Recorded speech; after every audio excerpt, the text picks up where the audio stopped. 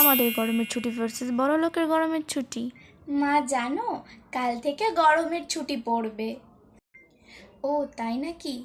ঠিক আছে, তাহলে আমি বাবাকে বলছি পরশু তোমাকে মামার বাড়ি দিয়ে আসবে। ঠিক আছে মা, এই গরমের ছুটিতে আমি মামার বাড়ি থেকে ঘুরে আসব। ঠিক আছে, কাল স্কুল থেকে এসে তোমার ব্যাগটা গুছিয়ে রেখে দিও। কাল স্কুল থেকে এসে আমি আমার ব্যাগটা গুছিয়ে রেখে দেব। বড় লোকেদের গরমের ছুটি। কাল থেকে তো গরমের ছুটি পড়ে যাচ্ছে বেটু। ইয়েস মম, কাল থেকে আমাদের গরমের ছুটি পড়ছে। কোথায় যেতে চাও তুমি বলো? মম, এবার গরমের ছুটিতে আমি কাশ্মীর আর দীঘা যাব।